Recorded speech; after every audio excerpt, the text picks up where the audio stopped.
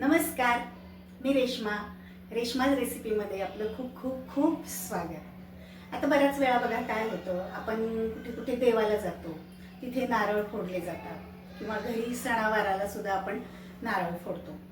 तर भरपूर प्रमाणात जर नारळ फोडले गेले तर एवढ्या नारळांचं आपण काय करायचं? तर ओल्या नारळाच्या पासून आपण चटणी करतो किंवा घरात मसाल्यासाठी सुद्धा आपण एक ओलं खोबरं वापरतो। पण आता बघा, जर जास्त प्रमाणात किंवा आपल्याला जर वेगळं काहीतरी बनवायचं असेल तर आपण आता ह्या नारळापासून आज आपण करतोय नारळाची बर्फी। अतिशय टेस्टी, झटपट होणारी आणि छान मऊ लुसलुशीत अशी आज आपण बर्फी बनवतो। चला तर मग आता बघा, सगळ्यात पहिल्यांदा आपल्याला हे खोबरं बाहेर काढून घ्यायचंय। तर नारळाच्या करवंटीपासून आपण हे खोबरं बाहेर काढून घेतोय। तर कधी कधी ग्लासाच्या साहाय्याने सुद्धा हे सहज असं निघून येतं, पण कधी कधी ग्लासाने सुद्धा हे निघत नाही।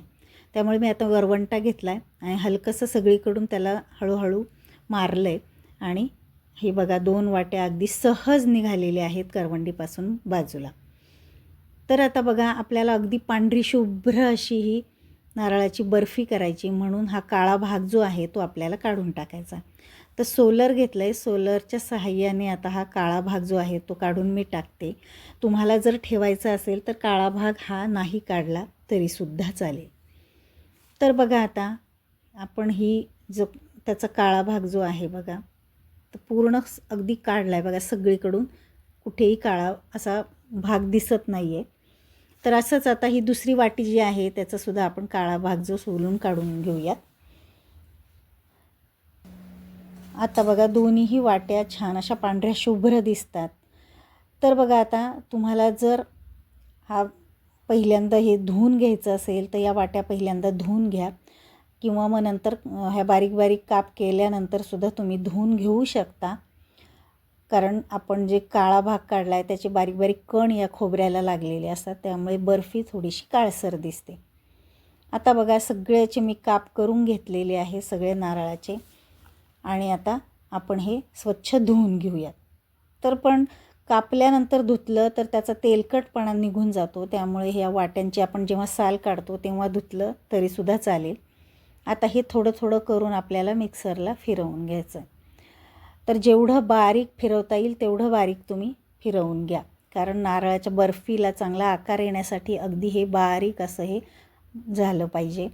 हवं तर तुम्ही खिसणीने खिसू शकता, पण जाडसर खिसणी घेऊ नका, अगदी बारीक जे असेल तर ती खिसणीने खिसू शकता, पण त्यापेक्षा मिक्सरला अगदी बारीक होतं, त्यामुळे मिक्सरलाच फिरवा। बघा, अगदी पांढरा शुभ्र असा नारळाचा खीस आपला हा दिसतोय। आता 2 वाट्या हा नारळाचा खीस आपला भरलेला आहे, तो एकदा मोजून घ्यायचा आहे। आता मी कढई तापायला ठेवली गॅसवरती, त्यावरती आता हे नारळाचा खीस जो आहे 2-3 मिनिट आपण परतून घ्यायचा। ह्यातलं मॉइश्चराइज कमी होईपर्यंत, म्हणजेच ओलसरपणा कमी होईपर्यंत हे परतून घेऊयात। तर एकसारखं आता हे हलवत राहायचं आहे। आता बघा, थोडंसं कोरडं झाल्यानंतर अर्धी वाटी आपण साईचं दूध घेतलेलं होतं ते त्यामध्ये टाकलं आहे। आता ते सुद्धा पूर्णतः त्यामध्ये मिक्स होईपर्यंत आपण हे हलवत राहायचं आहे।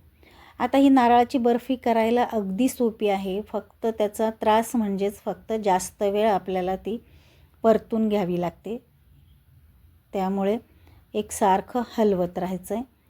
जर गॅस सोडला, जर त्याला करपली गेली तर आपल्या नारळाच्या बर्फीला सुद्धा करपट वास येईल आणि चांगली लागणार नाही, त्यामुळे एकसारखं ही बर्फी जी आपल्याला हे मिश्रण जे आहे ते हलवत राहायचं आहे। तर बघा, आता हे चांगलं कोरडं व्हायला लागलं आहे पुन्हा। साईच्या दुधामुळे बघा चांगला त्याला तेलकटपणा आला आहे। आता 2 वाट्या नारळाचा खीस होता, म्हणून आपल्याला 1 वाटी साखर त्यामध्ये घालायची। आता तुम्हाला जर गोड जास्त आवडत असेल तर साखरेचं प्रमाण तुम्ही वाढवू शकता, पण साखर जर जास्त झाली तर नारळाचा जो फ्लेवर किंवा नारळाची जी चव आहे ती येणार नाही जास्त, त्यामुळे 1 वाटी हे प्रमाण अगदी बरोबर आहे, त्यामुळे 1 वाटी मी साखर त्यामध्ये घातली। आता साखर टाकल्यानंतर हे मिश्रण पुन्हा पातळ होतं, आणि आता आपण त्यामध्ये टाकतोय 2 ते 3 चमचे मिल्क पावडर। आता साईचं दूध आपण त्यामध्ये टाकले आणि मिल्क पावडर टाकली म्हटल्यानंतर याला छान असा दुधाचा किंवा खव्याचा फ्लेवर येतो. म्हणजेच नारळाची बर्फी अगदी छान लागते, टेस्ट अगदी मस्त येते. नारळाची चव, दुधाची चव, म्हणजे आपण खवासुद्धा न टाकता त्याला दुधाची चवसुद्धा खूप छान येते, खव्याची चव येते, खव्याचा फ्लेवर येतो. आता बघा हे एकसारखं आपण हलवून घ्यायचं आहे. तर बघा आता घट्ट व्हायला लागले. आपण उलटनं त्यामध्ये घातल्यानंतर बघा थोडंसं उभं राहतं आहे, पण हे बराच वेळ आपल्याला हे परतवत राहायचं आहे. तर आपल्याला कधी कधी वाटतं घट्ट झालं आहे, पण कधी कधी घट्ट आपल्याला दिसतं तरीसुद्धा ही वडी जी आहे, बर्फी जी आहे, सेट होत नाही. म्हणून मधून आपल्याला हे चेक करायचं आहे. तर मी एका वाटीमध्ये थोडंसं हे मिश्रण काढून घेतलं आहे. थंड झाल्यानंतर आपण हाताने बघा आता त्याची गोळी करून बघूयात.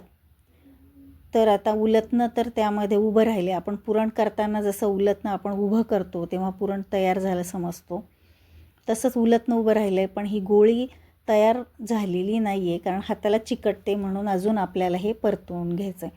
हा घट्ट गोळा होईपर्यंत परतवायचा आहे. तुम्हाला ही जी बर्फी जर आता बघा छान असं हे गोळी तयार झाली, हाताला अजिबात चिकटत नाही आहे.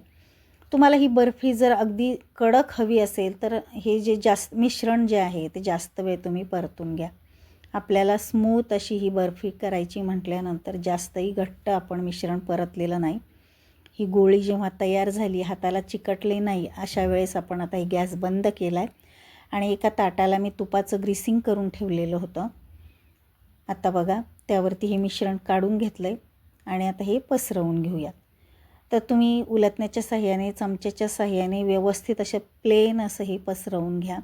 तर आता मी चौकोनी शेपमध्ये व्यवस्थित असं हे प्लेन असं पसरवून घेतलं आहे. आता तुम्हाला ही जी बर्फी आहे अगदी कडक हवी असेल तर हे मिश्रण तुम्ही अजून थोडंसं जास्त वेळ परतवून घेतलं तरीसुद्धा चालेल. आपल्याला अगदी स्मूथ तोंडात टाकताच विरघळेल अशी बर्फी करायची म्हटल्यानंतर अशाच पद्धतीने तुम्ही मिश्रणचं टेक्स्चर तुम्ही पाहिलं असेल तसंच करा. आता त्यावरती तुम्ही हवं ते ड्रायफ्रूट्स टाकून तुम्ही ते पुन्हा त्यावरती दाबून घ्या. आता थोडंसं कोमट झाल्यानंतर आपण चाकूच्या साहाय्याने त्याच्या या वड्या कापून घ्यायच्यात. तर मी पिस्ते घातलेत, पिस्त्याचे काप त्यावरती घातलेत. तुम्ही काजू, बदाम, मगजबी वगैरे कोणतंही तुम्ही ड्रायफ्रूट्स त्यावरती टाकू शकता. आता हे थंड व्हायला ठेवून देऊयात. तर थंड झाल्यानंतर बघा आता हे पुन्हा मी चाकूने आता यावरती थोडंसं फिरवून घेते, म्हणजे सुट्ट्या करून घेऊयात आता ह्या वड्या. आणि आता बघा हलकंसं लगेच उलटण्याने ही वडी निघालेली आहे, अजिबात चिकटलेली नाही. तर बघा त्याचा कलरसुद्धा अगदी मस्त आला आहे, टेस्टसुद्धा खूप सुंदर आलेली आहे. तर बघा अगदी सोपी आहे करायला. फक्त आपल्याला जास्त वेळ परतवण्याचीच त्रास थोडासा वाटतो, पण जर आवडत असेल तर करायला काहीच हरकत नाही. थोडासा त्रास जर घेतला तर सगळ्यांनाच घरातलं केलेलं चांगलं हेल्दी स्वच्छता राखून आपण घरी जे बनवतो तर बाहेरून आणण्यापेक्षा घरी केलेलं कधीही चांगलंच.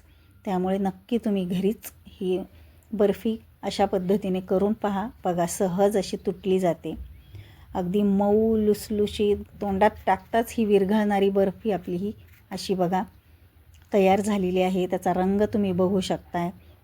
तर बघा मस्त अशी आपली तोंडात टाकताच विरघळणारी ही नारळाची मस्त बर्फी तयार झालेली आहे. तर बघा बाहेरून आणण्यापेक्षा घरी केलेली कधीही चांगलीच. तर हा व्हिडिओ किंवा ही बर्फी तुम्हाला कशी वाटली मला कमेंट करून पण सांगा. आणि आपला व्हिडिओ हा आवडला असेल तर आपल्या चॅनलला लाईक करा, शेअर करा आणि सबस्क्राईब करा. चला तर मग भेटूयात अशा छान छान नवनवीन रेसिपींच्या व्हिडिओ.